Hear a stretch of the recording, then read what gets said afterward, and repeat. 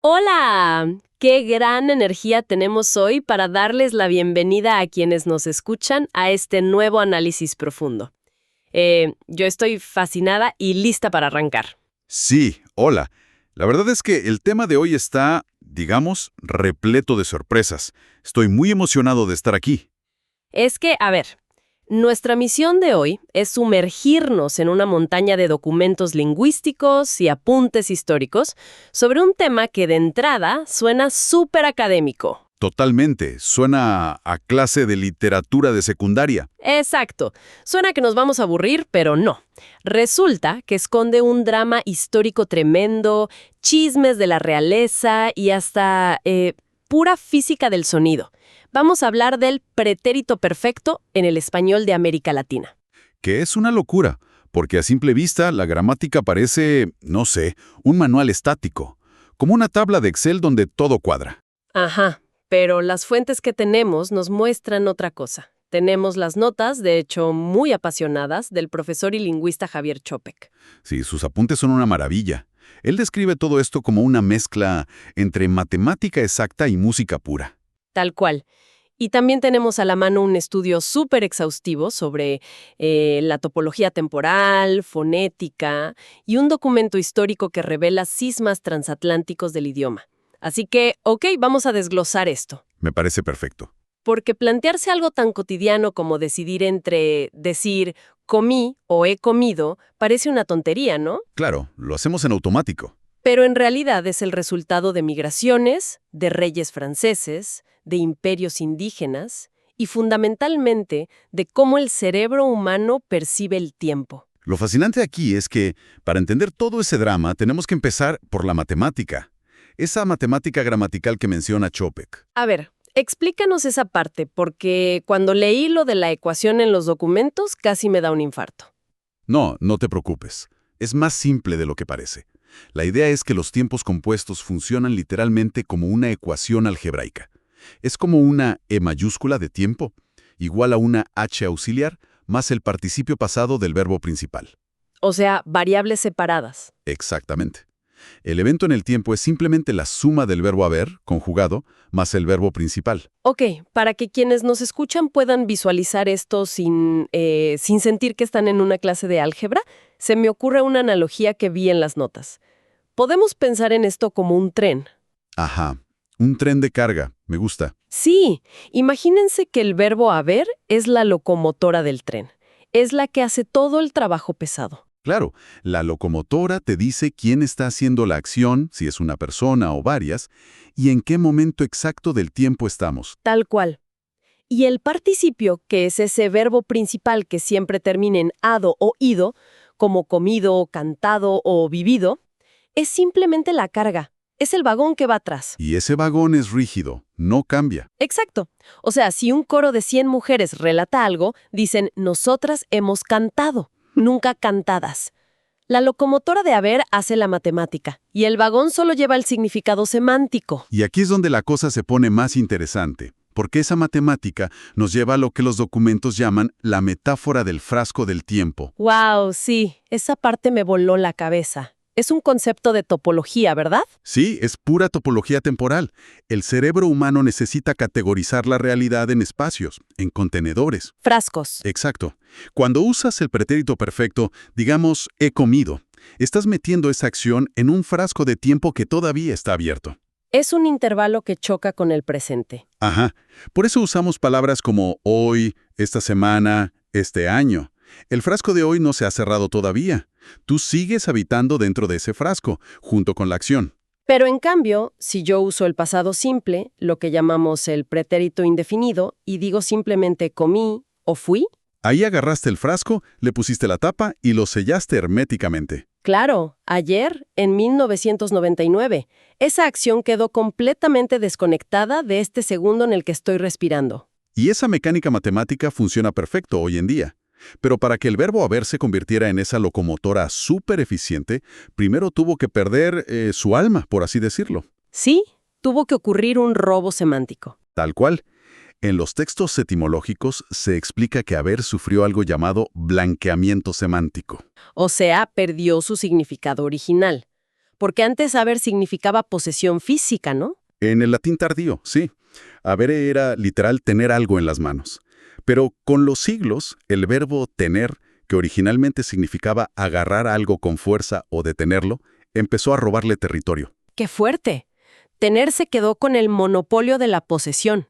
Y haber se quedó petrificado. Quedó vacío, blanqueado, y se transformó en pura estructura, o en cosas abstractas como decir hay un problema. Es la caída de un verbo independiente convertido en un simple asistente. Y aquí es donde se pone realmente interesante, porque con ese sistema ya armado llegamos al siglo XVI. El momento de zarpar hacia América. Exactamente. Los colonizadores se suben a los barcos y traen un español que, según los documentos, estaba en plena crisis de identidad. Estaba en transición total. El pasado simple y el compuesto estaban compitiendo agresivamente en la calle. Y lo que pasó en América Latina fue algo que los sociolingüistas llaman retraso colonial. Que suena a que se cortó el Internet, pero es un efecto fundador. Claro, es un efecto conservador. Cuando una comunidad migra, lejos de su metrópoli, su forma de hablar se congela. Se quedan con las reglas de cuando se fueron. O sea que América Latina conservó la preferencia de ese siglo XVI por usar el pasado simple. Para nosotros, si la acción ya terminó, terminó. Así sea, hace 5 minutos. Exacto. Decimos ya comí y listo, cerramos el frasco. Y los apuntes mencionan que esto se reforzó muchísimo por el puente de las Islas Canarias. Español Atlántico. Canarias fue el puente marítimo y lingüístico hacia América, y allá también preferían ese pasado simple, reforzando toda esta estructura de este lado del mundo. Pero a ver, si América Latina se quedó con la estructura original, la gran pregunta es, ¿qué rayos le pasó a España? Esa es la gran ironía de toda esta historia. Porque hoy vas a Madrid y te dicen, no sé, hoy me he levantado y he ido al médico, cuando la mañana ya pasó hace horas. Sí, usan el compuesto para todo lo de hoy. Y durante mucho tiempo circuló un mito para explicar esto. Una leyenda urbana de que un rey español tenía un impedimento del habla. Ay, sí, leí eso. Supuestamente la corte empezó a simplificar los tiempos verbales para no hacerlos sentir mal. Y que el pueblo los imitó. Pero es totalmente falso. Es como el otro mito que menciona la investigación, el del rey que ceseaba, que supuestamente por eso toda España pronuncia la Z y la C así. Exacto. Los idiomas de millones de personas no cambian mágicamente porque una sola persona tenga un problema fonético o cognitivo. Las verdaderas razones son geopolíticas. Ok, entonces, ¿cuál es la verdadera causa de ese cambio en España? Pues resulta que en el siglo XVIII entra la dinastía Borbón con el rey Felipe V. Y él trae toda una hegemonía cultural francesa a España. Un afrancesamiento de la aristocracia. Tal cual. En esa época, el francés era el idioma del prestigio, de la diplomacia. Y en francés el passé composé, que es igualito al pretérito perfecto, se estaba comiendo al pasado simple. O sea que la élite en Madrid, para sonar sofisticada y digamos más parisina, empezó a imitar esa gramática francesa. Y la burguesía imitó a la aristocracia. Y así bajó al resto de la población. Irónicamente, lo que en España consideran a veces el español puro, es en realidad una moda francesa que se salió de control. Es increíble. Y mientras tanto, acá en América, estábamos súper tranquilos con nuestro pasado simple, hasta que llega el siglo XIX y la Real Academia Española intenta imponernos sus reglas desde Madrid. Sí, la RAE quería forzar estructuras latinas clásicas y usos europeos en una población que ya hablaba distinto. Y ahí es donde entra, para mí, el héroe de esta historia, el venezolano Andrés Bello, desde Chile. Un rebelde total. Bello tenía una visión muy moderna. Él decía que la gramática no debe dictar cómo debe hablar la gente basándose en textos muertos, sino describir cómo habla realmente la población viva. A mí esta parte me encanta porque los apuntes lo comparan con un diseñador moderno de experiencia de usuario, o sea, un experto en UX. Es una analogía perfecta. Porque la RAE era como una corporación tecnológica gigante tratando de forzar una actualización de software que nadie quería. Un sistema operativo obsoleto, sí. Y Bello dijo, no, a ver, vamos a ver cómo interactúan los usuarios con la herramienta. Y hasta se inventó un término nuevo, brillante para el pretérito perfecto. Lo llamó el antepresente. Es un término genial porque encapsula esa matemática de la topología. Es un evento que pasó antes, pero está anclado inevitablemente al presente. Exacto, validó nuestra forma de hablar. Pero bueno, si conectamos esto con el panorama general, uno pensaría que toda América Latina es un bloque uniforme, que siempre cierra los frascos de tiempo. Y ahí es donde la historia nos da otra sorpresa monumental, porque América Latina no es un bloque monolítico, para nada. Claro, porque el idioma no llegó a un continente vacío. Hubo contacto con lenguas originarias, y eso rompió las reglas de maneras súper locas. Los documentos hablan de la anomalía andina. Sí, en zonas altas de Perú, Ecuador, Bolivia. Ahí el español chocó y se mezcló con idiomas como el quechua y el aymara. Y estas lenguas indígenas tienen un requisito gramatical estricto llamado evidencialidad. Que significa que no puedes simplemente afirmar algo sin decir cómo lo sabes, ¿no? Exactamente.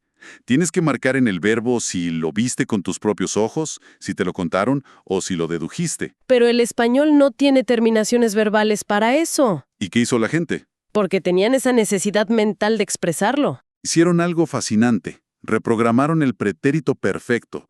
Le quitaron toda su función matemática relacionada con el tiempo y lo empezaron a usar para expresar miratividad. Que es el asombro, el choque psicológico de descubrir algo. En el estudio hay un ejemplo genial. Alguien que pensaba que una mujer se llamaba Fina, se entera de que su nombre real es Josefina. Y la persona exclama, Fina ha sido. Fina ha sido. O sea, no tiene nada que ver con el pasado. No es que dejó de llamarse Fina. Para nada. El tiempo es irrelevante ahí. Ese ha sido expresa el shock epistémico de descubrir esa verdad en el momento presente. Secuestraron la estructura europea para adaptarla a la cosmovisión andina. Es una adaptación evolutiva espectacular. Y hablando de cosas alucinantes, pasemos a lo que los registros llaman la paradoja argentina, que es un contraste brutal dentro de un mismo país. Sí, Argentina es un caso de estudio increíble. En Buenos Aires, en la capital, el pretérito perfecto está prácticamente extinto en el habla coloquial. Domina el pasado simple de forma absoluta. Pero espera, entonces un mismo país tiene la extinción total de una regla en su capital y al mismo tiempo la expansión rebelde de la misma regla en el interior. Tal cual. Si te vas a la provincia de Santiago del Estero, el panorama cambia por completo debido a la influencia histórica del quichua santiagueño y un fenómeno llamado aoristización. Que suena a enfermedad grave, pero es gramática. Sí, significa despojar al tiempo compuesto de su intervalo abierto y usarlo para eventos completamente cerrados. En Santiago del Estero, alguien te puede decir tranquilamente, ayer he visto a Juan. Juntar ayer con he visto le daría un síncope a la RAE. Totalmente. Rompen la regla del frasco abierto. Y a esto, súmale que Argentina recibió millones de inmigrantes italianos en el siglo XIX. Claro, los barcos italianos. Muchos venían del norte y hablaban dialectos genoveses que usan muchísimo el pasato próximo, que es el equivalente al compuesto. Entonces, al aprender español en la calle, aplicaron su lógica nativa y expandieron aún más el uso del compuesto. Es una maravilla. Imperios incas y marineros italianos empujando la misma regla. Ahora, para ir aterrizando toda esta historia masiva, volvamos a las notas de Javier Chopek. Ya dominamos la matemática, pero falta la música, la acústica del idioma. Esta parte es vital, porque el español, a diferencia del inglés que comprime las sílabas, es un idioma de ritmo silábico. Cada sílaba exige su tiempo exacto en el aire. Entonces, el sonido de decir comí es súper diferente a he comido. Claro. Comí es un golpe seco, un martillazo. Inicia y termina. Pero he comido expande la frase. El verbo auxiliar funciona como una anacruza musical, un impulso. Y crea esa continuidad fluida, la sinalefa, donde las vocales se pegan, tipo ya he acabado. No hablas como robot, es una línea melódica. Y acústicamente, ese sonido alargado mantiene el evento flotando en el aire, conectado al presente. Entonces, ¿qué significa todo esto para quienes nos escuchan? Significa que en América Latina, elegir usar el pretérito perfecto tiene un peso emocional. No es solo dar datos, es invitar a la conexión. Es buscar terreno común, buscar buena onda. Exacto. Si alguien te pregunta, ¿has probado el ceviche de este lugar? No te está pidiendo tu currículum gastronómico. Te está invitando a compartir una experiencia sensorial en este momento. Por eso los modismos cambian tanto de peso. Si un equipo dice, el año pasado fue duro y nunca tiramos la toalla, pues el evento ya se cerró, quedó atrás. Pero si dicen, nunca hemos tirado la toalla, Convirtieron un momento de rendición en un estado épico y continuo de resiliencia. Celebran una postura ante la vida que sigue vigente hoy. ¡Wow! Es que decidir cómo conjugar un verbo carga con reyes franceses, conquistadores, lenguas indígenas y esa necesidad humana de conectar rítmicamente. Es hermoso. Es la arquitectura de nuestra memoria colectiva. Y esto plantea una pregunta importante. Si este frasco de tiempo fue diseñado para mantener el pasado conectado al presente, ¿qué va a pasar ahora, en la era digital? Uy, porque ahora todo está hiperconectado. Cada foto, cada mensaje de texto del pasado está ahí, accesible en un segundo. Exactamente. La tecnología borró la línea entre el ayer y el hoy. Nuestro pasado siempre está activo en nuestro presente. ¿Tú crees que llegará el día en que nuestros frascos de tiempo verbales nunca se cierren por completo? Es una gran pregunta. Si las bases de datos no nos dejan olvidar, la tecnología alterará la gramática de nuestra memoria para siempre. Dejamos a la audiencia con esa reflexión. A ver si nuestras pantallas terminan reescribiendo cómo conjugamos nuestra propia historia. Ha sido un verdadero placer desglosar esto hoy. El placer ha sido mío. Hasta la próxima.